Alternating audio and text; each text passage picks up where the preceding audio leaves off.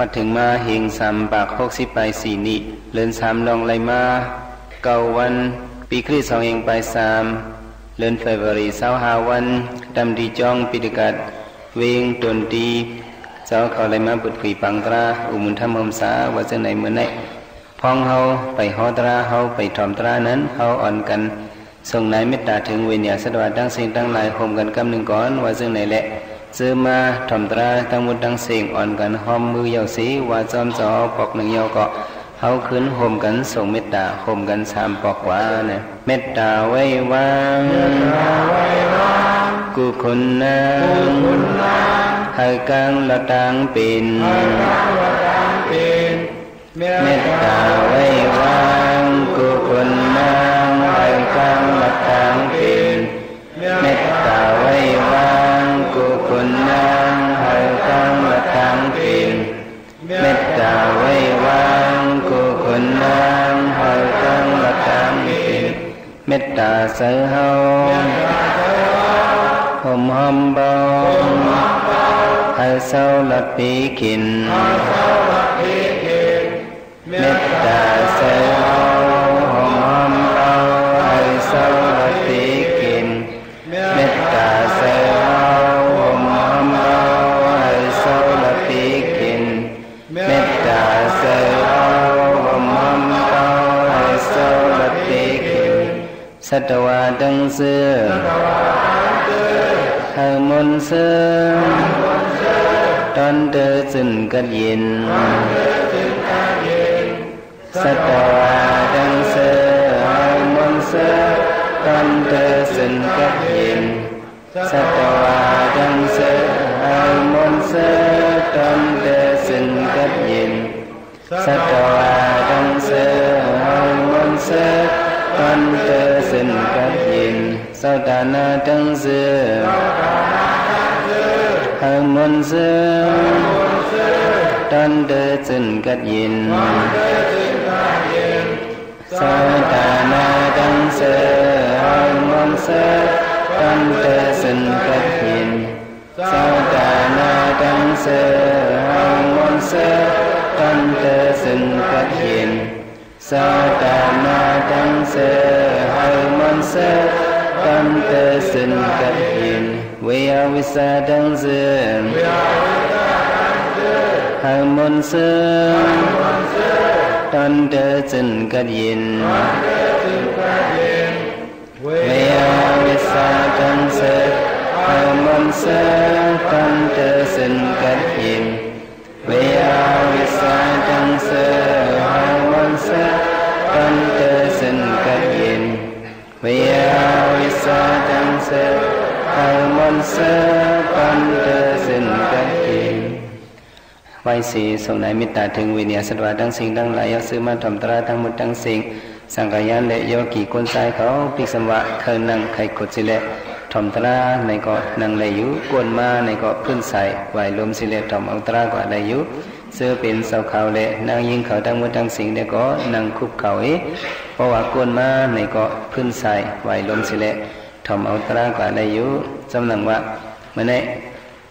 เจ้าเขาเลยปืดผุยปังตรามาตีจองปิดกัดเวงตนตีไหนไหนวันไหนหอดเผียวมาหลายวันอ่ะโยเกี่ยวเขาต้องจ้าอย่างเนาะเจ้าเลยวันกัดก็บ่มใครต้องวันจองก็บ่มใครหูในเนาะแห้งออกตั้งนำหน่ะมังปอกนอนเนี่ยตื่นมากลางคืนก็เผียววิ่งเลยในนอเนี่ยยังเลยวนจังไหนเนี่ยนะเป็นหมูจี5เป็นตั้งยาน5ตาคิริ5เกียงตรง5อะไรยังไหลวนเนี่ยวันกัดก็มันบ่ใครต้องวันเจียงก็บ่ใครฮู้อ่ะนี่เด้อไตมาหลายวันอ่ะก็พิธีอีแล้วในเนาะโยกีเขาฮักมือเปิดเท้าลงเนาะไตมา7 วันเนี่ยอันเจ้าใส่หัวคอมันว่าไผอันว่านั้น2มันปลาสุด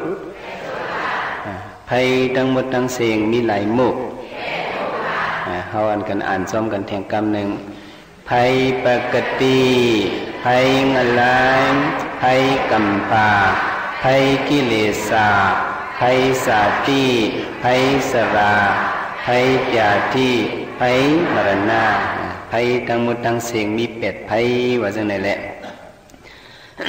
สำนังว่าเจ้าฮอกว่าภัยสาตีในก็เหี่ยวก็เอาในมื้อนี้เจ้าได้ขึ้นสืบลัดนี่ลองภัยสราเนี่ยมื้อนี้ที่มาภัยหยังก็ภัยสราเนี่ยอันว่าเป็นภัยปกติเนี่ยมันไม่เป็นยอมเป็นเยี่ยมเว้ยเนาะมันกับไม่ญากูตีกูตังกูฮูกูตังเลยมันไม่ซื่อสุก็ว่าพองยามเดียวอันเป็นภัยปกติในก็มาไม่เฮาภัยงะลายในก็พองยามเดียวในปิกสมาพักตุงะลายใบปิกในก็ยามเหลียวมุนกุโสอันเฮาเลยเฮ็ดสังหางปองมาหอบพองยุยองเฮาเอามาเป็นก้นนี่แหละยามเหลียวเฮาลอดไปงะลายตริสปิตตะอสุรเกนั้นเฮาลอดไว้ไหนภัยงะลายจ่องมาใหม่เฮามาใหม่เนาะภัยกำผาในก็ปุ้มถึงเข้ากำผาลู่เลี้ยวลู่ปังนั่นในก็ภัยกำผาก็มาใหม่เฮาทำไมภัยกิเลสในได้ก็มันเวียนไว้หรือสิพระยะหันตะพระสิกขาพุทธะเขาเจ้าในอันเป็นภัยกิเลสในได้มันหุบหังไปกูโกกุกวนมันหลอดหัวเพอเนี่ยย้อนเบอร์ฉะนั้นภัยกิเลสในก็มันเวียนไว้กวนมันอยู่อันเป็นภัยสาตีในได้มื้อหน้าถ้าไปมาในพระยะหันตะพระสิกขาพุทธะเขาเจ้าได้หลอดยาวซื่ออันกิเลสอาสวะไปหมดเกียงยศเซ็งนั่นได้อันเป็นภัยสาตีในตึกเตลัยญาอยู่นะก็แม่อันเป็นภัยสราเนี่ยก็แม่ภัยสราเนี่ยซ้ำแห้งเยอะเนี่ยเวียนไว้เผอว่าจงมันเวียนไว้เผอพระเป็นเจ้าจงลดภัยสรายะหันตะเขาเจ้าจงลดภัยสราพระสิกขาพุทธะเขาเจ้าจงลดภัยสราลดไรในก็เพราะฉะนั้นย้อนเปิดภัยสระขุบหังไม่เผาแลเนี่ยพระเป็นเจ้าเฮาจ่องไล่ท่อมไล่เท่าเนาะเท่ามากูวันเนี่ยหมอกไม่หอมนะเพียวเอาไว้ที่เข่งพระอันเป็นภัยสระนี่แหละพระเป็นเจ้าจ่องหลอดทำไมยะหันตะเขาเจ้าในภัยสระจ่องได้หลอดเลยนะเขาเจ้าจัดในก็เลยญาพระเป็นเจ้าในก็ญาภัยสระขุบหังนี่แหละคำว่าเท่ามากูมือกูวันเนี่ยย้อนเบอร์ซึ่งนั้นการเป็นวิญญาสัตวะตั้งสิ่งตั้งหลงตั้งหลายในภัยสระอันว่านั้นลดไหลเสก้อเนี่ยสองลดไหลลดไหลเขามาวนตัวสุก็เขาหาเนี่ยปีกายเลยปีในเนี่ยย้อนเบอร์ภัยสระเนี่ยหุบมาดิกเนี่ยอันเป็นภัยสระเนี่ยหุบวันขึ้นเนี่ยมันมีกระเลเนี่ยมีเอาเนื้อตัวเนื้อเจอเขาในภัยสระในมือหนังเฮ็บมุดออกมาที่ลิ้นในก็มันก็ป้าลิ้นมานั่นน่ะสาติปัสสยสราเนี่ยว่าเอาปริศสมุปบาทว่าก็สาติปัสสยสราเนี่ยบ่เป็นมาสาติในก็สรานั้นคู่ตะกาเตเป็นมาอยู่อำห้างเนี่ยจงได้เป็นมาก็ว่าฉะนั้นสระเนี่ยภัยมันก็หูอยู่วันขึ้นอ่ะเขาก็เอามือเขากำตัวดินเนื้อดินหนังเขาเนี่ยจงมันอุ่นไว้ฮอนเนื้ออุ่นฮอนเอามือเขาตามตัวดินเนื้อหัวอกเขาเนี่ยจงมันเลือดไม่ไว้ในเป็นไผ่สางในไผ่ซีนาเดโซในไผ่สระในเอาเขาเท่าอยู่วันขึ้นในหุ้มอยู่ในอำกึดอำลือว่าจงมันกึดจงมันลือย้อนเบอร์ให้นั้นหุ้มมาติ๊กๆเอาในก็อยู่กว่าอยู่มาในก็คนโหก็จ่องเขามาลอยใจมูก็ว่าน่ะคนโหก็เขามาลอยสายตาก็มัวมาลอยเลี้ยวเอวหลังก็ก้มมาลอยเนี่ยจ่องจืดในไผ่หังหูบ่ในซึ้งไผ่สระในหูในย้อนเบอร์ไผ่สระในหูแหละปีกายแลตั้งปีในสุก็เฮาฮาปีกายแลปีในอันเลยเท่าสิอันเลยปีในเท่าสิปีกายก็ไม่เลือนป่นแลเลือนในอันเลยเท่าสิอันเลยเลือนในเท่าสิเลือนป่นก็ไม่วงป่นแล้ววงในอันเลยเท่าสิอันเลยมือว่าแลมือในอันเลยเท่าสิอันเลยมือในเท่าก็ไงมือในแลมือพุกอันเลยสำเร็จเท่าสิอันเลย อันรู้ตั้งเท่าลงเลยก็มใครเท่าเสียอีดในสองเดลัยเอาอีสังมาให้ห้ำเขียนซีสองเดลัยมันไล่อันรู้ขุนซึกลงก็ในอาณามันเยอะน่ะอ้อสามันอาณามันแห้งเยอะนะเนี่ยแห้งเยอะแต่คือก็ไล่ย้ำมองอ่อนเนี่ยมันว่าย้ำมองอ่อนเนี่ยว่าเป็นว่าในโปรโวสติวรีวันอันหนึ่งเนี่ยเป็นว่าก้นก้อนหนึ่งว่าคุณซึกลงก้อนหนึ่งอาณามันแห้งเยอะแต่เลยก็ไล่ว่ามันฮึดเลยเฮ้ยแม่ย้ำมองแสกการอ่อนเนี่ยไม่อย่าไปในมันฮึดเลยว่าจังมันฮึดเลยมันหนังย้ำมองอันจะไปอยู่ที่มือเขานั้นเขาว่าเฮ้ยอย่าไปให้มันไปเนี่ยจังมันเดลัยมันไล่คุณซึกลงอาณาเยอะแต่นี้ก็อยากให้มันก็ตักว่าหมัดแสกการอ่อนนั่นอย่าไปให้มันกวาดดังนาติ๊กจังมันดิตักไหลในมันป่องว่าหางในมันป่องว่าเฮกังลองสระในอำไลว่าจงไลมันไลก็บ่ซันั้นสุก็ว่าในเหมือนว่าในก็เท่าสิมื้อในในก็ติดเท่าสิมือผูกเนี่ยจงมันเต็มเท่ามาดีๆคือเนี่ยเกาปิ่มใครเท่าเนี่ยกระจู้เสียเจ้าเขาวันปลิกปันลูอย่าไปให้มันเท่าจงได้ไล่กระจู้เจ้าเมียดเอาไม้ก่อนในไม้ลักพ้อยมัดปันมือเขาอย่าไปให้เท่าจงได้ไล่กำพองเนี่ยมันใครเท่า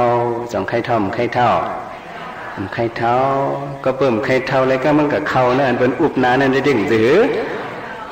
นั่นมันใครเท่านั่นนะเคยสารคัดลองตั้งเท่าในขามเสียงนื่นนี่กับสารคัดในเขามาวนด้วยมือมันไปกับอุบเหมือมันอุบมาเย้าเหในข้าวยามมันนั่นอันเราเท่าเสียอันเราอุบเย้านั่นนะเมื่ออุบเย้าในเข้มเท่าแทงอ่ำจ้าเมื่อไปอุบนั่นนั่นไปปอดเท่าจื้อสมณะเขาในก็ยันมาเลยอยู่ทั้งกลางยันในเนาะนางก็ยันมาเลยเอาขึ้นกับมิเคงก่อนกว่าวันในเสียตาก็จงมันเท่ามาแทงกับดีๆคือไพ่สระนวลเนี่ยมันเวียนไว้เพอพระยานแต่พระสิกาพุทธเขาจะก็ตื่นว่าเดี๋ยวเลยเท่าอยู่ห้างเนี่ยกูเอาเนี่ยบุบเบินสัมว่าอาลูเนี่ยเนาะคิงในตุยสู่ในตุลูโลปีในกึ่งกลางมาโชคชาว่าเท่าลงอ่ะว่าเป็นแต่นายลาเนี่ยบุบเบินมันตักเขาจังไหนเนี่ยน่าเจอเขาสองจุ้มหนังไหนมั้ยก็งานได้เลี้ยงเขาช่วยในขี้ในกล่อมเลี้ยงเอาในหนออันเป็นลานในจ่องมันหมานแม่นได้โกดได้เสียวผัดกันปีเย้าเข้าหึงกึ่งกลางมาหันกันในมาตุยในนางก็หูห้ำมาเนาะไหลตางก็มีห้อยน้ำมาคนหัวก็เป็นจ่าสารเป็นมดเนี่ยเนาะก็ไม่เคี้ยวก็หางอย่างห้าเหกังก็วับมาเหในกึ่งกลางมาหันมันเขาว่าอาลูสูในกึ่งกลางหัวเท่าลงไปแต่ไล่ลาเนี่ยก้อนเลยขำว่าซึ่งนั้นจ่องมันจึกจ่องมันจ้วมเมื่อว่าเก่าเท่านั้นเก่าได้เลี้ยงมาเขาช่วยก่อนจ่องเดียวว่าจะมาก้นเขาเนี่ยมันทำเป็นหางกำนำนั้นเนี่ยมันเป็นก้นยืนคลองกำนำมันนี่ยองคืนนั่นก้ายืนคลองยองคืนนั่นอ่ะเพราะว่าเพิ่นว่าหันเขาอาลูสูในเนาะหันสูมือละปีละเห็นว่าห้างเมื่อในห้างเป็นหนุ่มเสียเนี่ยจังมันยุ่งไวแรงไว้ใครกินสังในกำเนิดจ้าในมันป่องเสือลองเลยตั้งเท้า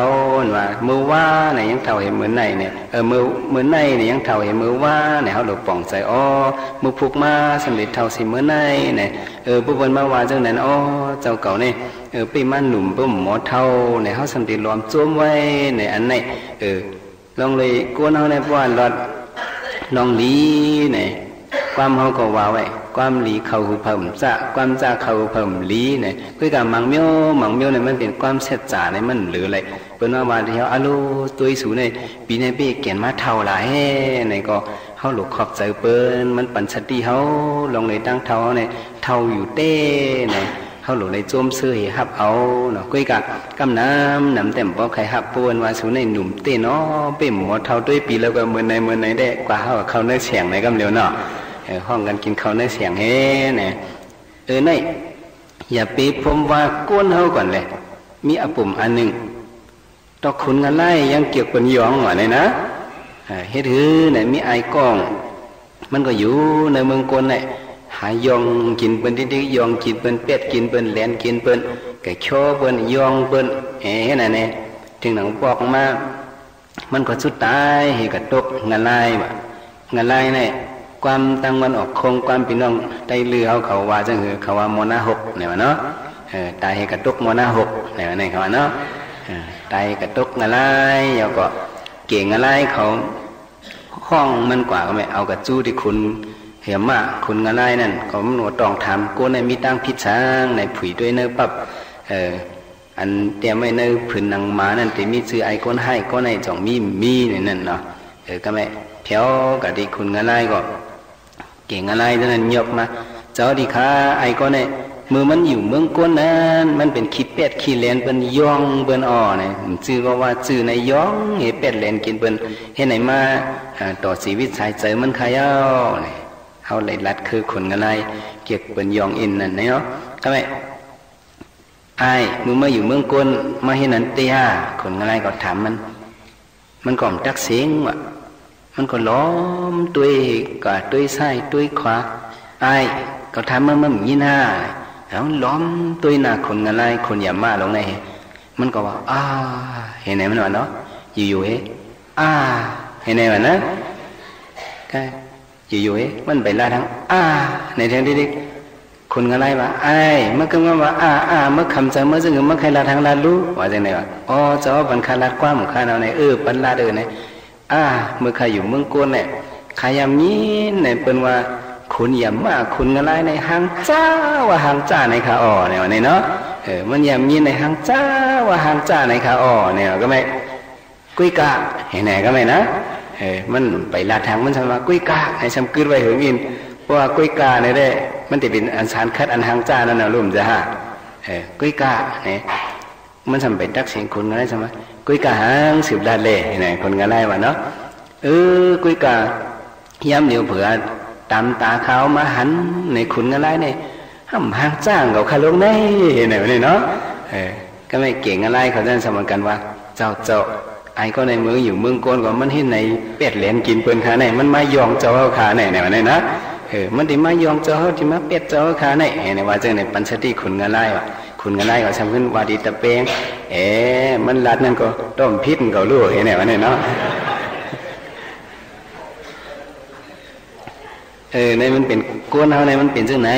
ก็ฮัลโหลไรปองใจต่างว่าไพศาลไหนเด้มันก็หูไม่มาวันคืนมันกึดลือเนี่ยเขาเคยมันอย่าไปเท่าเนี่ยเขาเอากาถาลงวันปริเคสุกน้ำสายโหเอาน้ำมาหันมาอาบเพเนี่ยก็อย่าไปให้มันเท่าในสองเทไลมันไล่ยามเร็วกับปันไปเครื่องจักรเป็นขึ้นใหญ่กูเจอกูมีเขาเดียวเอ็นเตอร์ซ่องลงสั่งลงเครื่องคอมพิวเตอร์ลงกูสำเซนเปิงมากดด้วยเนื้อตัวเขาเนี่ยอย่าไปให้มันเท่าว่าจังไหนเอามาเฮ็ดถือจำเฮ็ดถือห้ามในจงได้ไล่มันไล่ก็บอกว่านั้นตั้งเท่าอันนั้นเนี่ยวันหนึ่งเย้าวันหนึ่งป้วนกว่าดูขันธากว่าจู้ตั้งเท่าตั้งตายอันนั้นมันกว่าสุดกว่าจู้ที่เขาในสังว่าเป็นกลางวันเนี่ยก็มันออกไล่ก็มันก็คืนมาที่ก็พอถึงเข้ามันก็จ่องมันเตียงเหจ่องมันใจเกิงจู้ลอยที่คือมันเป็นนั้นกว่าที่ก็เนี่ยก็เป็นไหนเพศเท่าไพ่เท่าอันว่าในเด็มันเวียนไว้ภาษีก็เนี่ยก็เป็นนั้นเขาเลยปองใจทางว่ามือไปเท่าในหลีเฮ็ดไว้ตั้งหลีในน้ำว่าเนี่ยใส่อ่อนกันว่าซ้ำมือไปเท่าในหลีเฮ็ดไว้ตั้งหลีในน้ำเมื่อไปเท่าในหลีเฮ็ดไว้ตั้งหลีในน้ำเมื่อไปเท่าในหลีเฮ็ดไว้ตั้งหลีในน้ำเขาหลุดเลยอ่อนกันคัดเจอเฮ็ดไว้การตั้งหลีในน้ำเนี่ยใกล้ไปความเขาในเขาอย่าไปว่าความใจเขากำน้ำในไกลว่าจังหือในไกลว่าของริมดับน้ำนี่ว่าหือก็พุทธิว่าจังนั้นขึ้นเอาอนุหลงปฏิหลงได้หรอกเพราะว่าของริมดับน้ำในใครก็บอกว่าอันลีนั่นใครน้ำก็เย้ามันบอกว่าจังไหนนี่ ทางว่าเฮาหลุเฮ็ดไว้น้ำมือเฮาตึกหนุ่มตึกกำตึกเฮ็ดสั่งห่างปองเลยเนี่ยเพราะว่ามันเฮ็ดไรซึ่งนั้นเนี่ยเพราะเฮาเท่ามาเพราะว่าเนี่ยจริงเฮาเฮ็ดสั่งไหนก็มันนานถึงตีมันว่าจังได้นานถึงมันหนังว่าเปิ้นต่อยมองไตคืนเหยอในต่อยก็ไม่ก้นเท่ากองก้นหนุ่มกองอยู่ตั้งเติงขี้กันขึ้นมาเหนือจ้องในพอดีเพียวในอ่อนตั้งก้นหนุ่มเพียวอันตั้งในจังว่าก้นหนุ่มในวิริยะมันก็ลีว่ากรรมมันก็ลีหยันมันก็ลีมันดึกหนุ่มในเพราะว่าเท่ามาในกรรมก็วดหยันก็วดวิริยะก็วดมันก็วดกว่าที่ดิกในเขาหลบปองซื้อจังว่าพระบิณฑก็ข้อเป็นสัตถิเมืองปรณสีสองก็โผมีนั่นเนาะย้อนเปิดขาในกลุ่มซุ่มมือซุ่มยามเหตุการณ์ว่าเมื่อเจ้านั่นคัดใจเหตุการณ์เมื่อดึกหนุ่มปันปฐมานั่นได้ว่าเหตุการณ์หาหอมคุกของอุกษาเนี่ยก็เป็นสัตถิใหม่หนึ่งเนี่ยก็เป็นผู้เป็นมีเนี่ยเป็นสัตถิใหม่หนึ่งในเมืองปรณสีเนี่ยสามหาตลาเนี่ยก็เป็นผู้เนี่ยพอถึงไรอาราธรรมอาราผู้เป็นยหันตาก็เป็นมีเนี่ยเป็นไรอนากรรมเนี่ยขาก็เหตุถึงมาปันตุติยามาปันเข้ามาก็สังว่าขาขึ้นกล้าขายนี่แหละเป็นไรสัตถิที่สองว่ะสังว่าไม่เหตุการโลกุกตลายแหละคัดเจอกันตราเนี่ยก็เป็นโผล่เนี่ยเป็นไรอนากรรมก็เป็นมีเนี่ยเป็นไรสกตากรรมเนี่ยพระเป็นเจ้าหอมาสิเนี่ยย่ำเดียวก็คำเฮ็ดมากลุ่มกินเราเฮเมาเฮอยู่ซุ่มขิงซุ่มย่ำกะเท่ามาถึงมาตาติยะปันตาติยะปันเกะปันเท่าในมาเหมือนไปเพราะเท่านั้นคัดเจอเฮ็ดในก็ยังจังเป็นสัตถิจันสามก่อนวะเนี่ยย้อนเปิ่มเฮ็ดว่าสังว่าคัดเจอโลกุตระเนี่ยก็เป็นโผล่เนี่ยเป็นไรสกตากรรมก็เป็นมีเลยซ้ำเป็นไรโซดาปานก่อนเนี่ยก็เบอร์ในคำเฮ็ดในย่ำเดียวเนี่ยซุ่มเป็ดข้าวยามเป็นหลอกเป็นลายว่าอาสริตว่าเปียมาสริยอาลตายปนิตนันสินะก่อนสาวาสายันดิขีนาไม่สิว่าปันละเลในพระเป็นจอนแตกในที่แตกมันว่าขาสองก้อนเนี่ยการอาเบมัสริยาการลีนั่นก็เฮ็ดไรเนาะทันนำการโคของหาเอาโคของนั่นก็มีไรให้นั่นซุ่มขิงซุ่มยามไปเลยยามเหลียวเท่าโหสร้างงาสอนมีลูกอ่อนกำไผ่น้องไผ่ลังนี่แหละไรยิบก็ให้ย้อนกินมีตีปึงอิงสังเบิ่นหนังว่าก่อนปีกฮักเปิ้น้องน้ำแห้งอันมีปลานั่นย่อเนี่ยไรกินสังย่อเตมินกับดังที่ก้มจังน่ะก่อนให้ฉันเป็นปีกฮักไว้วะเนี่ยปีกฉันเป็นไว้ก็พวกปีกฮักสองเดี๋ยวจังมินฉันมามีอยู่ที่น้องน้ำแห้งมีปลาวะฉันเดี๋ยวจังกับกินสังจางกินช้างเนี่ยมดเท่าเอาเนี่ยก็มันก็เป็ดลายเนี่ยก็มาซึ่งเนี่ยตั้งเท่าในสู่ก็ว่าเมื่อเขาไปเท่าเต้ๆนั่นเขาดีกว่าเลยไปฮอดนั้นเขาหลุดเลยคัดเจอเพราะเขาได้กลุ่มเปิดเขายามันเนี่ยมันได้เหมือนหนังว่าเขาเปิดตั้งเท่าติ๊กๆเนี่ยมันได้นั่นถึงตียศนั่นฮอดตีไปเนี่ยก็มาซึ่งเนี่ยพี่เท่าอันนั้นเขาหลุดเลยไว้สติสืบเผยตันมาเนี่ยเมื่อเขาไปเท่าในหลุดเลยเฮ็ดไว้การตั้งดีในน้ำเนี่ยพี่เท่าในเขาหลุดเลยโมกุเอาเป็นสังเวกาตราที่นักศาสนาคัมภาเป็นเจ้าเนี่ยปุกโกอันมีสังเวกะกูลองตั้งเท่ากับเขาทำหับนาการศาสนาพระเป็นเจ้านั้นมีเจ้าหนึ่งสื่อมันเจ้าห้องว่าเจ้าเรวตาเนี่ยเจ้าหังก็เจ้าเรวตาเนี่ยเป็นน้องก้อยเจ้าสารีปุตราเขาเนี่ยเขาเจ้ามี7ปีน้องเมเขาได้เป็นนายสารีปุณนี้อยู่ที่เมืองรับราชกะห้าเมืองราชเกี่ยวนะเนี่ยเป็นคือยำพามกะประมาณน่ะเนี่ยคือยำขุนสางลงจากนั้นคำยุ่มยำพระเป็นเจ้าอันเป็นเจ้าสารีปุตราเนี่ยได้มันเป็นปีไอหลวงเขาไว้มาก็กะเฮ็ดปะละเปิกเฮยาวก็ขึ้นมาเนี่ยเจ้าอัสสีก็เป็นเจ้าไลตลาทุโสตปาเนี่ยก็ขึ้นมาเพียวดีพระเป็นเจ้าไม่ย้อนเฮ็ดภิกขุยาหานี่คือตื้อกำตลานักเขาดัง15วันนั่นก็เป็นยาหานตากว่าเลยจังว่าเห็นนั้นฮอตลาเป็นปีน้องซื้อคือมันซื้อเป็นปุ่นน้านั่นเองจังว่าห้องเอาน้องยิงมันน้องใจมันอันเป็นมิจฉาทิฏฐินั่นก็ให้เข้ามาดึงนักศาสนาคัมภาเป็นเจ้าเนี่ยเขามีปีน้อง7ก่อเนี่ยอันเป็นน้องตามมันอุปเสนาก็มันห้องเข้ามาในศาสนามาเป็นยาหันตะเจ้าสุนตานั่นก็มาเป็นยาหันตะน้องยิงมันศาลาสีสุปศาลาอุปศาลาใน3ยิงนั่นก็ห้องมาเป็นภิกขุณีในศาสนาคัมภาเป็นเจ้าเป็นยาหันตะมีเขา6ปีน้องในเข้ามาถึงในศาสนาคัมภาเป็นเจ้ากำลื่นสุดเนี่ยกึดเพลเนี่ยกึดเย็นอันเป็นเจ้าอันเป็นใจหิวตาเนี่ยฉันเป็นโกเล็กเสเปิลเนี่ย ใจอยู่ตาก็เรียกเสียเปนไหนเนี่ยเลยอายุ7 ขวบเนี่ยไปถึงมาเลยในศาสนาคัมภีร์เป็นเจ้าเนี่ยเจ้าสารีบุตรก็ว่าก็ดีเคยห้องเอาน้องใจเขามาในศาสนาในตีเลยเฮ็ดหือน้อเนี่ยไม่เจอกูน้องใจมันเลยไม่เงี้ยศาสนาคัมภีร์เป็นเจ้าเนี่ยอันเป็นเจ้าอุบาสินาในแต่มันเจ้าตื้อกำนิติตุต่างไงแหละก็อยู่ในธรรมตีหนึ่งนั่นมันเจ้าหลอนกว่าเต็มเจ้าหลอนกว่าเจ้าหือเนี่ยมันเจ้านั่งภาวนาตราดีในธรรมเนี่ยก็มีวันหนึ่งงูเนี่ยขึ้นมาเหนือปากธรรมจู่อย่าตกมาใส่มันเจ้าอย่าตกมาใส่มันเจ้าเอางูซักมันก่อมจึงก่อนงูเมืองอินเดียนั่นมันเป็นงูไพเมียวหนึ่งกล้องมันแห้งนะเพราะว่ากระเตื้องย่าไหนก็มันเป็นกล้องว่าตั้งตัวให้ไหนก็อันกล้องงูโดนในมันให้ตันหื้อไหนเพราะว่ากับที่เตื้องย่าเนื้อโกนเฮาในไหนเนื้อโกนเฮาในลานกว่าคำเดียวตั้งหลุบเห็นตั้งเนื้อเห็นผัดกันเห็นลานกว่าเป็นพุทธจังไหนเนี่ยเนื้อลิกได้ก็ว่าจังไหนเจ้าอุบาสินาได้ก็มันเจ้าได้เป็นจังนั้นย้อนเปื่อหางเนี่ยมันเจ้าเป็นเจ้ายันตามันเจ้าว่าเงี้ยงูในเอาเนี่ยมันเจ้าว่าสติเอาสมปันมันเจ้าเก็บเขตทิ้งไว้อะไรเจ้าเปื่อนหามมันออกมาทีนอกให้มันเจ้าเอาปรินิพพานกับเต็มเจ้าเจ้าส่วนใต้ได้เป็นเจ้าอันลุ่มลาพระเป็นเจ้ามือเจ้าอนันตามไปเฮ็ดผู้ลุ่มลาพระเป็นเจ้านั่นอันเป็นน้องยิงมัน3 คนในก็เข้ามาเป็นยหันตาเนี่ยกึดเกียนน้องก้อยเขาในเนี่ยไปเลยมาเป็นตึกอยู่ซ้อมเมมันตึกเลยอายุ7 ขวบเนี่ยก็ไม่อันเป็นนายสารีปุณณีเนี่ยก็มันก็ทำไม่เจิงก็ไม่เจย้อนเปื่อหางเนี่ยกูใส่เหตุจื้อคือเขาขัดกูจื้อคือปุ่นหน้าเขาในขัดพุทธชุดแปดว่ะก็เพราะฉะนั้นเป็นว่ะเพราะว่าเขาฉะนั้นอ่อนกันกว่าเฮ็ดยาหันตะปีก็ทำมา8 หมดเฮเนี่ยมันก็ลาสิในปุ่นหน้าเนี่ยเพราะว่าหันเจ้ายาหันเขาเขียวมาหันลูกใจมันมาเนี่ยก็มันก็หลาเขาซ้อมปักซ้อมก็มันร้องดีๆบอกมันก็หลาเมียวเป็นสัตว์ที่ลงในกับเฮ็ดก้นย้อนในกับหาย้อนกินเข้าไปในผลหน้าในมันก็ป้องลูกใจมันเสียเจ้าสารีบุตรเขาในมันป้องเอาเจอหักให้เลยป้องก็เจอหักเมนั่นเห็นนะมันก็ว่าโกอันเป็นน้องก้อยเขาอยู่ได้ใน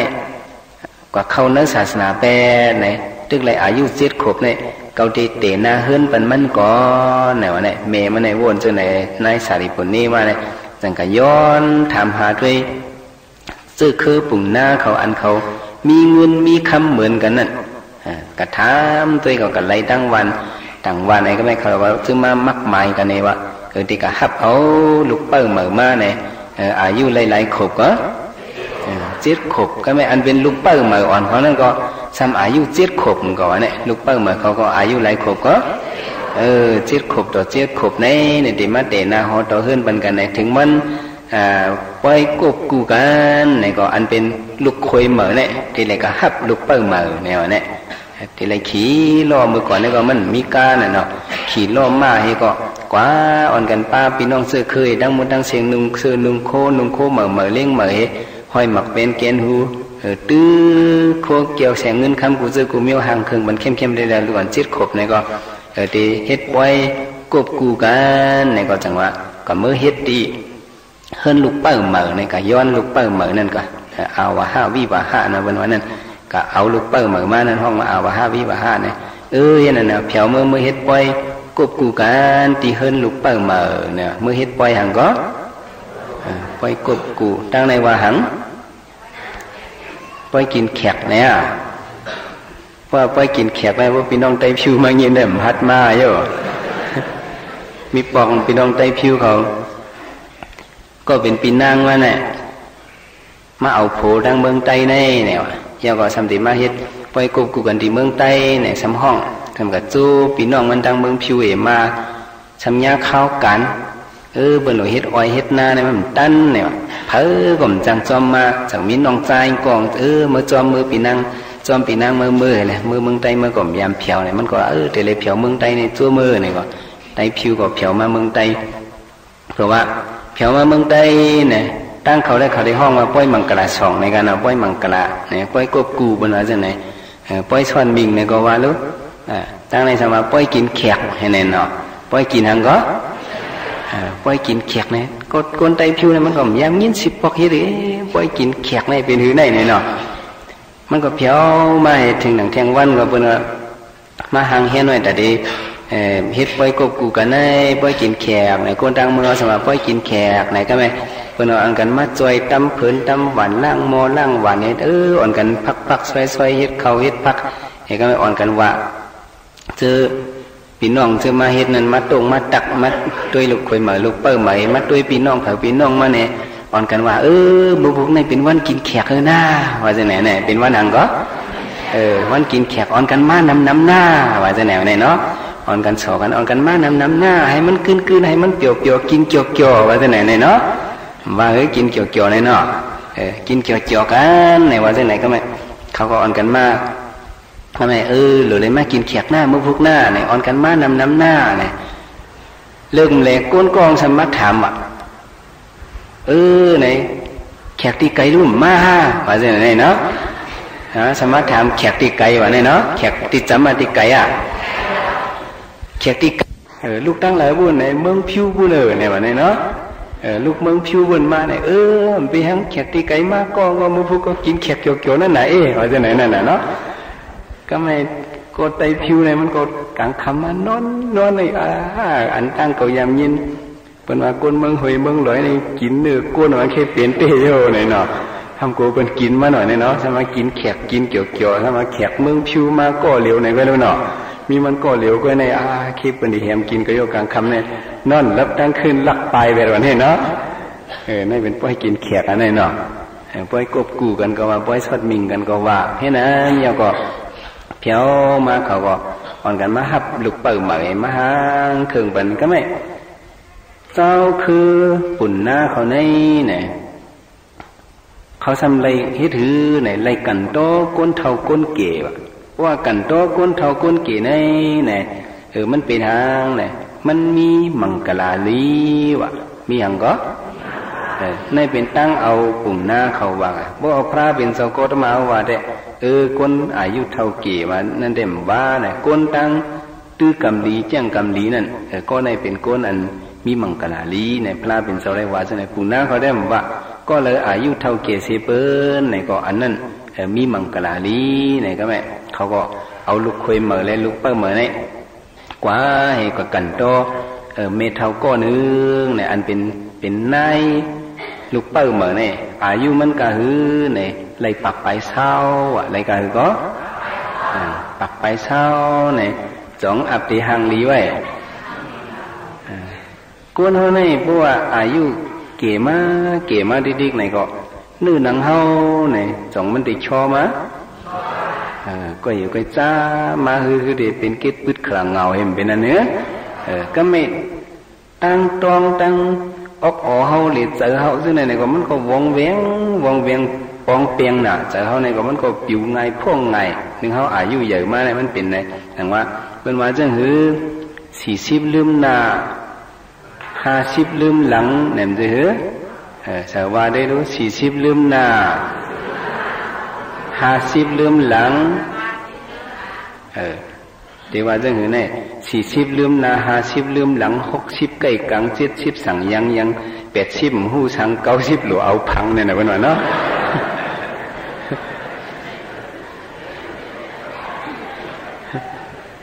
มันเป็นไงก็นั่นแหละนะว่าอายุเขาเก๋มากเด็กๆไหนก็มันก็ลืมมาเด็กๆอ่ะนะมังปองในก็ต้องหน้าคนแกจ่องต้องซื้อก้นเอาเหรอต้องเอาไหนคนหูก็ขาวมาสายตาก็มูมาว่าไหนจริงตุ้ยก้นก็มังปองก็มันใครต้องหลีจ่องเป็นอันเนื้อก็ไม่สายตาก็มูมาไหนก็ไม่หูก้นหนาเนี่ยความเตี้ยว่าจังหูก้นหนาตาก็มูตุ้ยวูก็เหมือนควายตุ้ยควายก็เหมือนหมูตุ้ยสูจึงพี่มาเหมือนก้นเฮิร์นเฮาหน่อยก็ว่าแต่ไหนก่อนนี่นะในตั้งเท่าเนี่ยมันเอาเฮาหังจ่าที่ดีกว่าเนี่ยเอาเฮาหังหลีเอาหังจ่าเอาเฮาหังจ่ามาดีๆพอเฮาเท่ามาดีๆก็อยู่ก้อยหังจ่ามาดีๆก็อันหลีมันไหนก็มันมีอันเปียงเจ้าเสียเมียวมังซื้อพอเท่าเมเท่าเขาได้มาครั้งนี่เจ้าจะสุคำเจ้าขาพอเท่ามาไหนเนี่ยวะเฮ็ดฉันก็มันถึงใจมันคึดใจเสียเมียวเนี่ยวะจ้องมันคึดใจพอเท่าเมเท่าเขา ตูได้เคยเจอได้เคยเฮ็ดอยู่ตูทำสองจอมไหลมันจอมไหลในมันเป็นไพศาลในหูเผาวันคืนจ่องมันกึดจ่องมันลึกมันกึดลือเนี่ยก็บ่ซั่นน่ะเพราะว่าเฮาได้เปิ้ลข้าวยำเนี่ยมันป้องว่าเฮาได้เปิ้ลให้ไผใหม่เฮาที่ดีก่อนไพศาลเนี่ยหากมันใหม่เฮาที่ดีเนี่ยเฮาทำได้ยอมดีๆก็เอ็นแฮงเฮากามเฮาหยันเฮาวิริยะเฮาเนี่ยมันได้ยอมดีๆกามเฮาเนี่ยมันได้ยอมว่าเฒ่ามาเนี่ยกามเฮานั่นเมื่อเฮาก็เลขเนี่ยในกามเฮามันเป็นพ้องขึ้นอย่ามือสูงนั่นกามเฮามันได้ขึ้นอย่ามือสูงมาดิเนี่ยเปิ้นหันลูกอ่อนก็เลยเนี่ยก็เปิ้นดีฮักจ่องเปิ้นฮักฮักลูกอ่อนเล็กๆหนุ่มๆลำๆก็เอาขาวๆก็ว่าหันลูกอ่อนมันอยู่มาเนี่ยเปิ้นอ่อนกันลีฮักลูกอ่อนเนี่ยเนาะมีสังเนี่ยก็เปิ้นใครปันกินเนี่ยจ่องปันในลูกอ่อนในลีฮักก็ไม่พวกใหญ่มาโหสร้างงาสอนมาว่าไหนจริงจ่องเปิ้นลีฮักทำไมมีหังก็นายเท่านั้นหิดที่มันหนาวรักเสียงว่าอย่าไปปันมันกินกบมันหันรักเสียงไว้ลูกอ่อนจะไหนเอากระชากเช็ดกินดังบุญเนี่ยวันที่ไหนเปิ้นบ่ใครปันก็เปื้อหางในกำมันเสียงมาลอยๆกำดีมันจ่องเสียงมาก็ไม่หยันมันก็เป็นนั่นเนาะเนี่ยกำมันก็วดมาเมื่อเป็นลูกอ่อนนั่นแต่ก็เพราะว่าลูกอ่อนในเปิ้นกว่าดังแล้วก็เผาหอบกันแล้วก็ก้นหูจักเกี่ยมหูจักเกี่ยมพอหันลูกอ่อนเกี่ยมพวกของตองเลยเผาเขาใครยิบเกี่ยมมันเผาเขาใครเปี่ยมใครนมเลยจ่องไม่นานลูกอ่อนเนี่ยเป็นนั่นนะพดเท่ามาในนาโกหูตาโกห้ำจ้าฮือเป็นเกล็ดพืชขลาวเนี่ยก้นใครเปี่ยมใครนมก็มีอ่ำเถอะในกำมันเชียงห้ำเชียงเนี่ยเขาหลุดป่องเจอเนี่ยนะเขาว่าพดเท่ามาจากเหตุการณ์ตลาดกว่าในจ่องเตปีเนาะกามเฮาในก็มันมีหยันเฮาในก็เหมือนจังเจ้าว่ามาไกลนั่นน่ะ40ลืมหน้า50ลืมหลัง60ใกล้กลาง7จิ้มหูสังเป็ดชิดสมัยยัง90หลูเอาพังกันว่านั่นนะในมันเป็นไหนกามเฮาหยันเฮาวิริยะเฮาตั้งใจเฮาในก็โคเฒ่ามาเนี่ยมันยอมมาติๆกับคนเฒ่าอันว่านั่นมันอันหลีมันในก็มันเสี่ยงกว่าในเมเฒ่ามังเจอมาครั้งเจ้าว่าคนเฒ่านั่นมันหลีสังเอา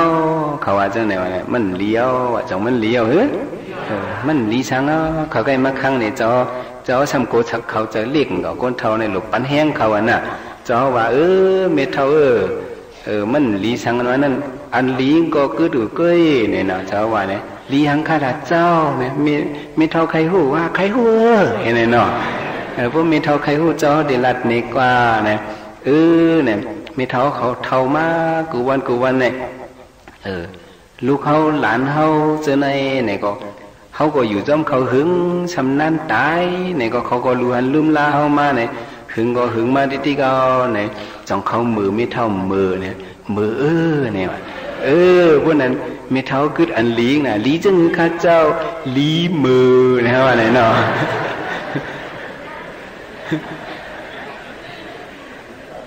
จ้องจำใจแน่คนเท่าในพวกมีตลาในเข็นโทน้ำสิพวกมีตลาในได้อยู่จอมตลาก็เขาได้เปี่ยวเหมือนนังก้นนอกเมืองเขาจะในเขามีลูกมีลังมีลูกหลานอยู่จอมเขาข้านน่ะก้นนอกเมืองเหมือนนังอังกฤษเขาว่าอเมริกันจามันดีเขาแบ่งเสร็จเขาจะในเขามีหรอกลูกล่างให้พวกอยู่ในเฮือนมีพวก18ในลูกอ่อนในออกก็อยู่ห้างก้อยเขาก็หากินหาเยี่ยมห้างก้อยเขามาอยู่ต้อมกันเหมือนจังก้นวันออกอาเซียนเนี่ยมันเหมือนจังไหนเขานั้นข้านอยู่ห้างก้อยเขาจังเฮียจังว่าอ่อนกันเลี้ยงหมาอ่อนเลี้ยงแมวอ่อนเลี้ยงนกอ่อนในเฮ็ดก็จังนั้นในก้นนอกเบิ่งเห็นสิว่าเขาเฮ็ดก็หมาอ่อนแมวอ่อนจังนั้นก็เบิ่งเขามีลูกหลานนะเนี่ยเฮาว่าเฮาเป็นก้นเฒ่าเนี่ยก็เฮาหลุดเลยโมอยู่โมเช่าให้เลยเป็นก้นเฒ่าก็อย่าไปให้เป็นเก้าโทนเอานะว่าเป็นเก้าโทนเนี่ยได้ก็เปิ้นจำติว่าไตเท่าไตจังจ้าไหนรู้มันน่ะเนอะว่าเขาใกล้จ้าเปิ้นในโซเฮาแก้มโซเฮาแข็งในจังมันได้ใครมาจำเฮาจำจังว่าไตเท่าไตจังจ้าเขตเท่าเขตจังก้าเนี่ยนะอย่าไปให้มันเป็นจังนั้นในเฮามีอยู่ซ้อมสิมกินซ้อมทำนั่นแหละมังเจอว่าคนเท่านี่เฮียงก็มันคึดเจอเฮียงก็เมียเนี่ยว่าเฮียงจังเมียก็จะเฮาได้จะเฮาcái bản hiên khởi con thảo pô thảo mi thảo biết sao mà mi hang có mình hang ngủ miêu lưng này con thầu này nó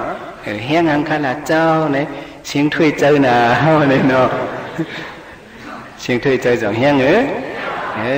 hang này mà con thầu này chẳng màมันก็ขอมมากูเมียวมือมันไปเท่านั้นเขาหลุดเลยสั่งไว้กายหลุดเลยมอเอาตั้งสั่งไว้กายเนี่ยเขาหันตั้งเท่าเนี่ยเขาหมุนรถเลยเนี่ยเขาหลุดเลยมอมีสติสั่งไว้กายเนี่ยอันเป็นเพราะว่าลูกคุยมาลูกเป้ามาเนี่ยกว่ากันโตเขากันโตเมทัลกองอายุเลยปักไปเศร้าเนี่ยเขามาวนด้วยเนาะกูนั่นเลยอายุปักไปเศร้าเนี่ยคนโหมันนั่นตีลำห้าตีขาวห้าเขาเห็นปักหมอกเมืองผีมัวดอกเนาะปักหมอกเมืองผีเป็นคนโอเขาเป็นมัวดอกตามันในก็ตีลำพิษฮาตีหมุนโซหอหมุนโซหอหน้ามันตีเข่งติ้งฮะตีเป็นห้อยตีนกาก็ยาเป็นห้อยตีนกาก็สังเกตอมปูเหยแย่เงียบเหเขามาวนตัวเนาะก็ไม่เขียวในก็ทำตีมีเหกลางนั่นตีปีไว้ฮะตีวับไว้ฮะว้าไว้เนาะก็ไม่กันโตเนี่ยกันโตเมทัลเลยเมทัลหมอนเมหมอนเท่าเขาอายุปักไปเศร้าหน้าเนี่ยก็ไม่ว่าขาดกันโตไหนก็เปิ้นก็อันกันย้อนสู้บันข่าวว่าให้คือสองก็ผู้มีฮักกันเนี่ยให้เลยอยู่หึงให้อายุมีเป็นปากเศร้าเหมือนหนังเมทัลในหน้าไหนว่าเจอไหนว่าในเนาะเมทัลก็ทำดีจมเหให้คือฮักกันเหมือนหนังเก่าเนี่ยก็เนาะคนเท่ารุ่มจ้ามันก็ที่เอาหมุนให้ก็จ้มหลานมันก็ให้คือฮักกันเปียงกันเหมือนหนังเก่าเลยนะอะไรปันมังกลาลีงก็เสียงมันก็จังเต็มสัญญาบสัญญาหยาบกลางอ่อนตรงหยาบให้ก็ปันมังกลาลีหลานอ่อนมันหลานขยมันว่าจังไหนมันก็จ้มเองเพราะว่าที่นั้นเนี่ยอันเป็นไส้หรือว่าตาเนี่ยมันเป็นก้นมีปารมีน่ะเยาวกว่ามันหันเมทัลเนี่ยมันตกใจกับกำเร็วอ่ะเนี่ยมันเป็นยังไงก็ก็หันเมทัลจำนั้นตกใจกว่ามันก็ถามมาให้ฮักกันอายุปากเศร้าเนี่ยพวกไหนเนี่ยพวกเป็นก้นหมูได้ก็ให้ซื้อฮักกันต่อพวกเท่าพวกตายหน้าว่าจังไหนก้นหมูได้ติดจ้วมือจังได้จ้วมทำใครฮักกันต่อพวกเท่าพวกตายนั่นนะคู่กับที่เลยเท่านั่นน่ะเนาะที่เลยฮักกันต่อผู้เท่าผู้ตายเนี่ยอันเป็นใจอยู่ว่าตาในใดมันก็มีสติสั่งไว้การมันหันในเท่านั้นมันก็ตกใจมันก็ถามว่ามันก็ล้อมด้วยเมทัลหมอนนั่นเหซ้ำล้อมด้วยลูกเปิ้ลหมอนมันเหล้อมด้วยเมทัลหมอนเหล้อมด้วยมีอ่อนหนุ่มมันนั่นเหเนี่ยด้วยกว่าด้วยขึ้นเนี่ยมันหนังว่าบนไหนมีเก่าในเพราะว่าอายุมันเลยมาปักไปเศร้าเนี่ยมันก็ตีซับไปมันไม่เท่าหมอนได้ย่าเนี่ยเนาะมันถามมันเนี่ยนะลูกอ่อนจิตขบก็เนี่ยหลายขบก็จิตขบก็มันถามเนี่ยเพื่อนก็ว่าเหมือนในมือมดเดียวเนี่ยว่าเนาะเหมือนในมือมดเดียวเนี่ยมันก็ว่าเนี่ยเหี้ยเขาก็ตีเลยเหมือนในก็ยังก็ลงในเพราะว่าเขาก็มีปักเศร้ามาเนี่ยเขาก็ซ้ำตีเหมือนเมทัลหมอนในลงในตาอ่อนขอนตอกซอกเหตุเลยนั่งเงี้ยก็เอาก็หัวย้อนหนูในเกี่ยวหัวเขาสูงงี้ก็หัวเลยเนาะเป็นนั้นไว้ก็ตีเลยเหมือนในลงในเนี่ยมันใจในจังหวนว่าอันเป็นปีไอเขาเจ้าสารีบุตรอะไรสั่งมาอุบาสินาเลยสั่งสุนตาเลยสั่งปีนั่งเขาสามสาวนั่นเลยสั่งเนี่ยเขาไปกว่าฮิตยาหันอันว่านั่นเนี่ยมันตีเป็นกบเขากูเท่าในเอาเนี่ยว่าเนี่ยเขาใครไปพี่เท่าเนี่ยเขาสั่งกะฮิตเดียวเนี่ยมันใจวนเหมือนจังไหนเนี่ยใครไปพี่หังก็พี่เท่าเนี่ยว่ากูเท่าเนี่ยว่าเนี่ยมันก็กูหังเราก็แม่เลยตั้งสั่งไว้ก้าเนี่ยอย่างว่าพี่เท่าตั้งเท่าเนี่ยเขาหันเนี่ยเขาหลุเลยโมกูหลุเลยโมหังก็กำน้ำในเขาในสัมปินนั่นรู้เพราะหันในเขาสัมกลุ่มโมโคกันเลยฮะพวกคนเท่าประหลาดร่วมอย่าว่าเขาได้กับพวกลูกทำกวยโคให้บันดาในเขาหันก้นเท่านะครับผมคือโคไว้ดีมันเป็นรองตาเท่าตีไรกูก็เบื่อหางเนี่ยเขาก็ตีหลอดไหลมันเนี่ยเมื่อนั่งพระเป็นเจ้าหนอพุทธเจ้าขุนใจสีทัดเนี่ยก็มันก็หันก้นเท่าต้นหันสีบอกเนี่ยก็หันเนี่ยมันโกว่าน่ะจังว่าเอาเป็นสังเวก้ามันนี่แหละหอมแห้งตาตีไร ออกเถินนั่นแต่ได้เลยไปเข้าเถินนั่นเนี่ยเอาเป็นสังเวยกายเลยเหตุการณ์มันเจ้าอ่ะหนังหือยังอ่านมันติดเต็มทนนั่นมันลงลืมอ๋อตั้งเท่าเนี่ยเขาก็ได้เลยมีเนี่ยสุกเขาว่าเนี่ยเขาดูเลยโมโกว่ะดูเลยมีดังสติสังเวยกาว่ะเนี่ยก้นเท่านั่นสุกเขาว่าหันมาหลายก็จ่องอ่านเลย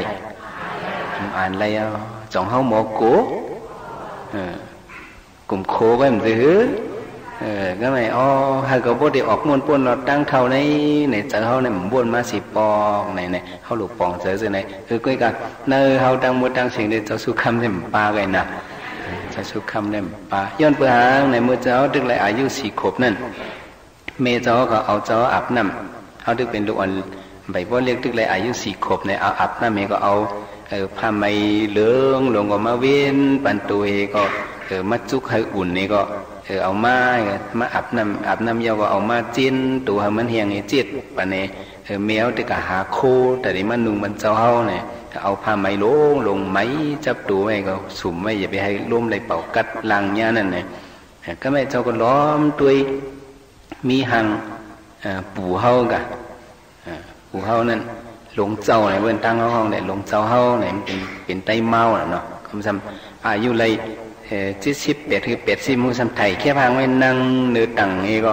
เห็นไหนเอามือหย่อนไว้ก็ซ้ำล้อมตัวไว้เนี่ยเจ้าก็ล้อมตัวมันเคยทำล้อมตัวเขาห้ามเกื้องตัวคือไหวตัวเนี่ยก็มันก็ทำตัวจอมเกื้องภายในไหวตัวก็มันทำตัวอยู่ดีกว่านะโอ้กลางมันก็ตุบเฮเนาะน้ำมันก็หูเฮเขาทำฮิตไว้ห่างเยอะลงนั่นน่ะนะจู้เห็นล้อมตัวหลีดีงามๆไหมในก้นเท่าในหลีโกได้ลงเฮเนี่ยเนาะเจ้าเขาโกก้นเท่าเนี่ยนะเขาก็เตะเลยเท่าซึ่งในรู้เนี่ยให้กินไฮเฮงเขาเนี่ยนะเจ้าก็ให้กินไฮโมโกก้นเท่าเขาเนี่ยเนาะในจังว่าเขาก็หลุดเลยโมโกเนี่ยใจหรือว่าตาในก็เห็นนั้นมันก็หมายถึงมันว่าตั้งเท่าเนี่ยปีนั่งเขาเนี่ยเขาเคยรอดจึงเลยเขาสังเกตยาเนาะจังกับฮิตตะเปเจ้าพระเป็นเจ้าโกตมานวันนั้นเนี่ยก็คนที่คัดใจกว่าเนี่ยมันก็ว่าจังไหนเผื่อว่าเป็นฮับลูกเป้าเหมือให้มือเนี่ยก็อันเป็นใจหรือว่าตาเนี่ยมันก็กว่าก้นเขาเนี่ย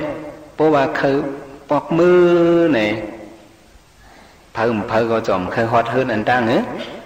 เห็นนะในโลมาเพิ่มโลมามันในตั้นในก็มือมาในก็เป็นมิวหนึ่งก็ไม่มือเนี่ยแหละมันหลุดเข้ามือเพิ่นั่นน่ะพาก่อนกันลีกีลั่นกันนี่ฮอล่อผ่าล่อมันมือกันเป็นล่อ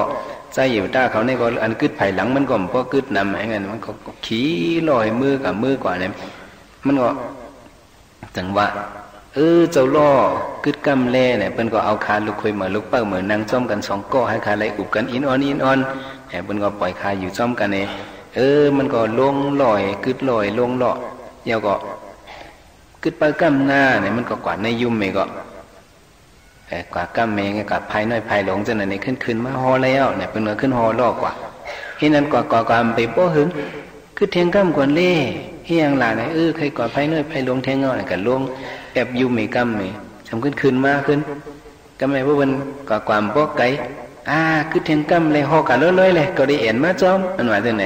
เห็นอะไรวันก็ขึ้นในยุ่มเมนึงกำให้อยู่ก็ขึ้นเอ็นก็จอมเมก็ขึ้นลอยฮอเลยฮอเพิ่งเลยอยู่กำก็ขึ้นมากึดกำเล่เนี่ยเปิ้นก็ปองว่า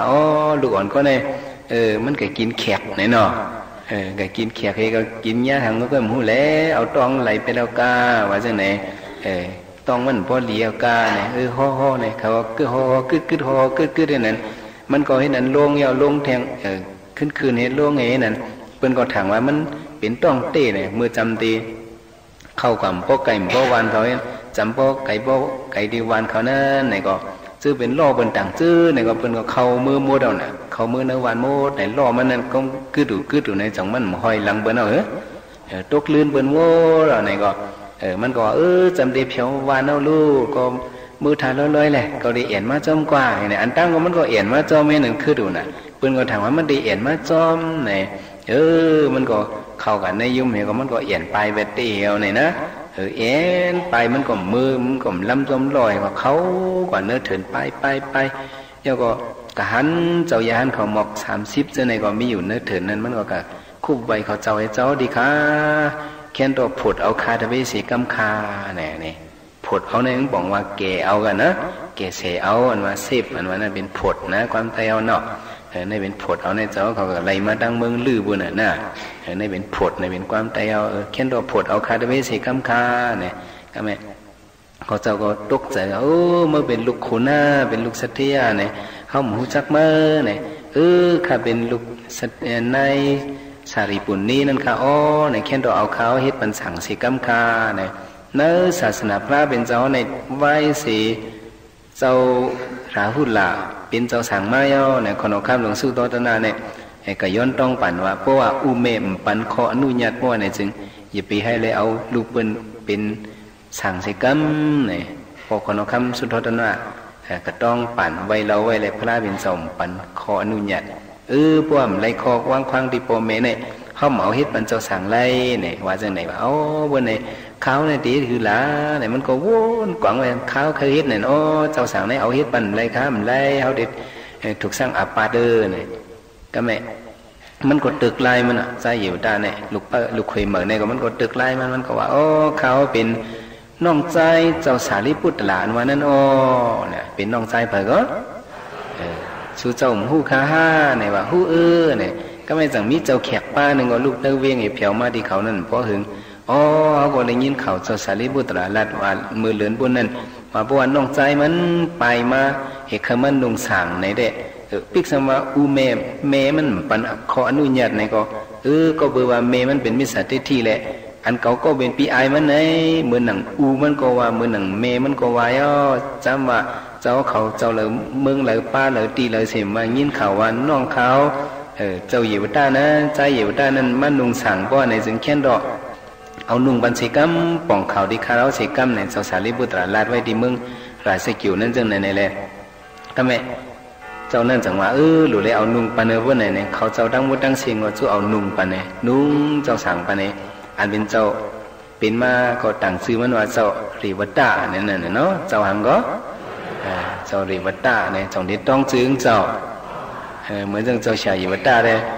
มันเจ้าว่าเขาเป็นถามมันว่ามันซื้อมันเจ้าป้าซื้อสมาเจ้า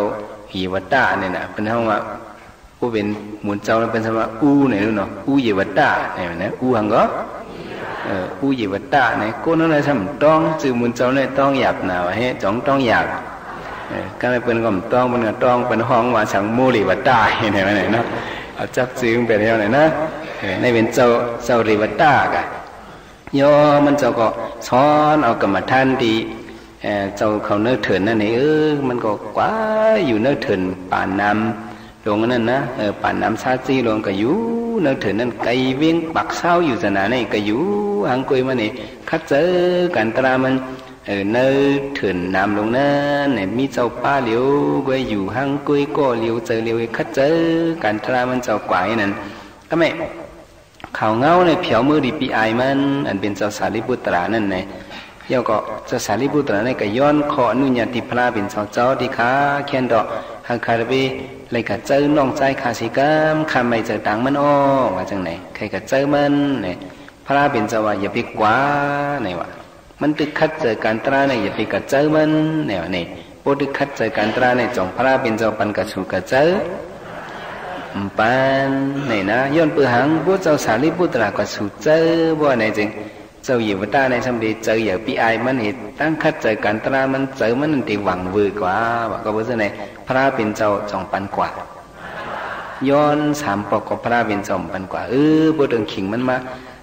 ตัวเขาพระเป็นเจ้าก็ดีกว่าก็เพื่อนสารีบุตรมันไปถึงเขามันในพระเป็นเจ้าปันกว่าเนี่ยย้อนเพราะฉะนั้นโยกี่เขาซื้อลูกดีไกลไปดีเย้าเองมาเขาวันเย้ากันตลาเนี่ยซื้อไรหันเจอเป็นเปิ้นพี่น้องเปิ้นอ่อนกันมาเจอเอาเมียวหนึ่งมาส่งเอาเมียวหนึ่งมาปั้นว่าไหนจึงเจอมีเผามาเจอเขียนหลอมชดเช็ดให้โยอยู่คิดเจอเรียกไหนก็ซื้ออยู่ตั้งให้ไก่ด้วยนายเอาในว่ามีเผามาเจออีดเอาเห็นไหมเนาะอยู่คิดหลอมเจอเรียกก็อย่าไปเจอเรียกในน่ะเจือนเปิ้นมาเจอเจอนั่นไหนหลานเขามาเจอเหตุกรรมเขาเลยหอบปรุงด้วยเหตุกรรมในก็มันนั่งตะล่าทั้งตึกสิบหอบนั่นนะเปิ้นมาอุกกันหนึ่งเก็บหนึ่งกรรมในก็ว้าหนึ่งนาฬิกาไปขย่า ก่อนนั่นนะมันเป็นเจอพงเจอผิวไหนเปิ่นมาเจอเฮาไหนก็อย่าไปเจอเล็กอันเฮาในเฮาหลุดคัดเจอให้การเฮา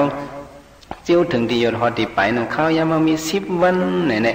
เขาหลุดเป็นกันข้าวยำเฮ็ดกันตลาดติ้มทวนนั่นน่ะเจ้าเรวตาเนี่ยก็มันจะอยู่ในเถื่อนนี่ลงลืมวันคืนคัดใจกันตรามันเจ้ากว่าเนี่ยเนื้อว่าทำหรือเนี่ยมันเจ้าก็หูหันตลาให้เป็นยาหันตากว่าไว้มาเจ้าสารีบุตราได้พระเป็นเจ้าโฮมในเจ้าศิวลีเขาสั่งเมื่อเจอที่ป่าเถื่อนไม่นานมันเจ้าอยู่เศร้านั่นเนี่ยจังว่าลองเลยอยู่เศร้าเนื้อเถื่อนนี่มันเจ้าก็เลยเป็นเจ้าเลยอิทธิฤทธิ์จุ่มกัดแขนลงกว่าก็มันเจ้าก็เนาะเจ้าอยู่เรวตาเนี่ยจังว่าชื่อสุกว่ามาเป็นโยกีเนี่ยเฮาหลุดเลยเอา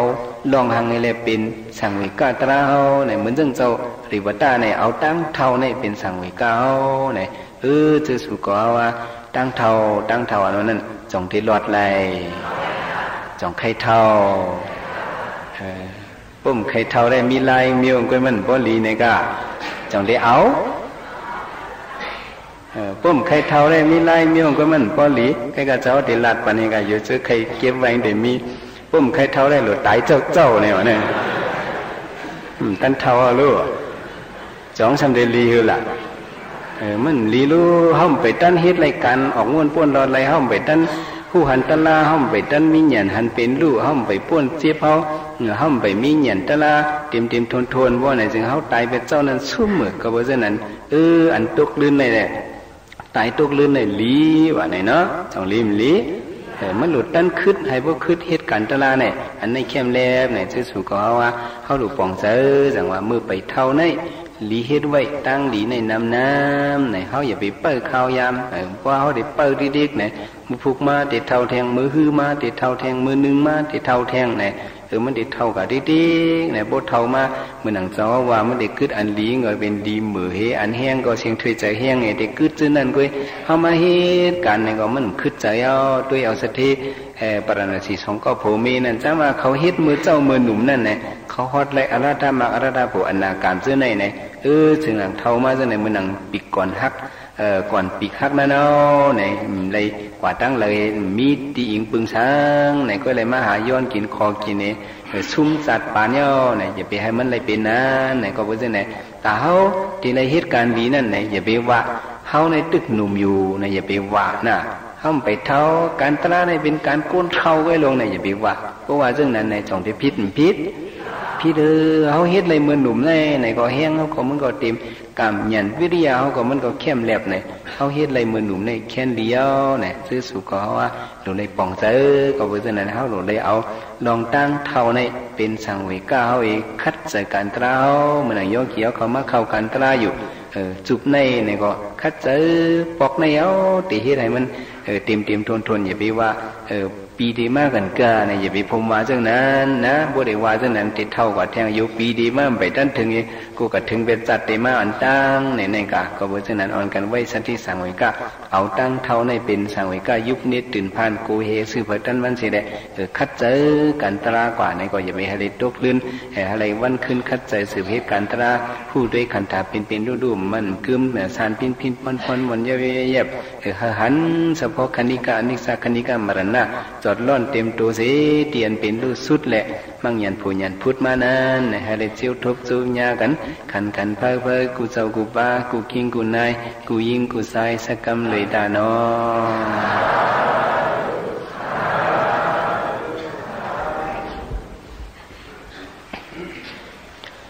กุ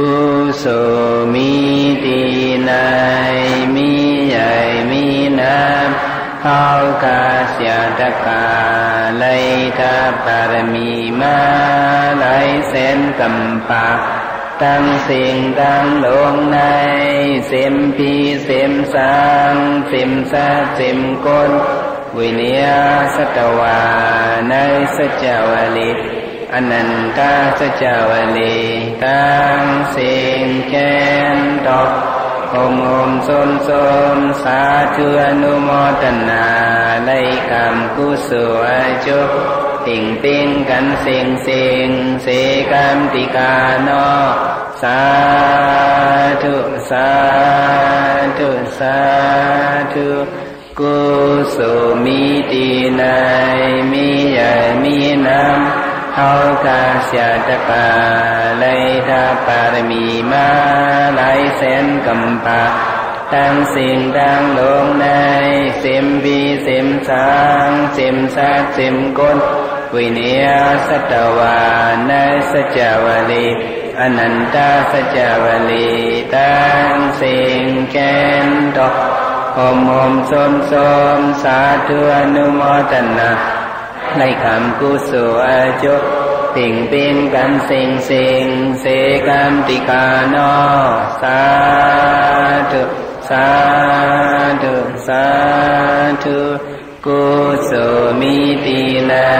มีใหญ่มีนักเอากาเสียตะกาเลยทาปารมีมาหลายแสนกำปาตั้งสิ่งตั้งลงในเสิมบีเสิมสางเสิมสักเสิมก้นวิเนียสัตวานาสัจจวลีอนันตสัจจวลีตั้งสิ่งแกนต่อโอมส้มสาธุอนุโมทนาเลยกรรมกุศลจุปิ่งกันสิ่งเสกรรมติกาโนสาธุสาธุสาธุทานามิศีลามิภาวนามิเอาเจ้ากาดังสิ่งดังลงอย่าทุกองทุกข์ พี่ยิ้มอำไลก้นยิ้มอำไลสัตวายิ้มอำไลย้อนปากฟังไว้นางมโหใจเอาคาต่อเจ้าหดติยอดจำสาอมตานิปันนาติกัดเย็นเสกัมติกาโนสาธุสาธุสาธุวันกันกลมก้มน้อมต่ำเอางอกสอกเขาเต้าเนื้อหัวเข่าสันคายเนี่ยกันโตตุนคำสักครู่ว่าซึ่งหนังคนตั้งหนาวกลมนั่นแหละอ่อนกันกลมมีกันโตเอากาซา